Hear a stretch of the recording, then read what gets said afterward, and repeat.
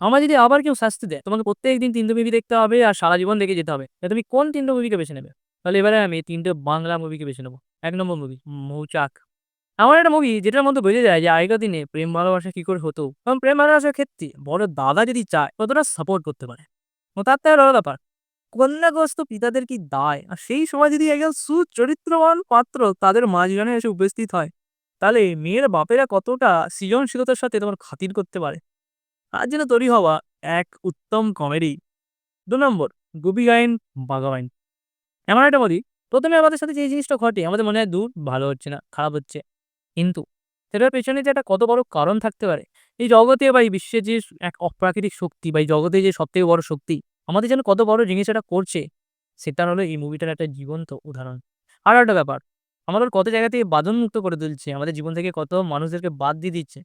বলতে পারো এই মুভিটার মাধ্যমে তুমি বুঝতে পারো যে জীবনে যে সবসময় আমাদের জীবনে যেগুলো হয়, সেগুলোর পেছনে একটা কারণ থাকে।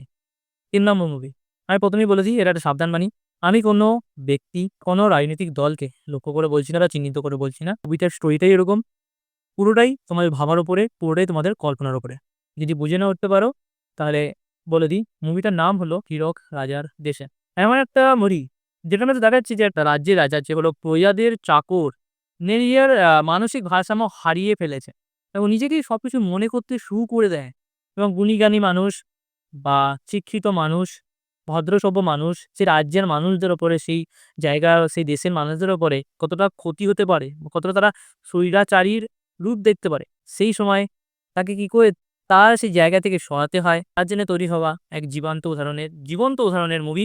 যেটা সত্যজিৎ রায় আজ থেকে প্রায় কয়েক বছর আগে একটা ভবিষ্যৎবাণী দেখে এই মুভিটা বানিয়েছিল। এবার কোন দেশের উপর ভেবেছিল আমি জানি না। হতে পারে নর্থ কোরিয়া বা সাউথ কোরিয়ার ব্যাপারে ভেবেছিল। তোমরা যদি জানো নিশ্চয়ই কমেন্ট করতে পারো। আমি ১ম এ সাবধানবাণী দিয়ে দিয়েছি। এবার বাকিটা তোমার ভাবার উপরে, তোমার কল্পনার উপরে।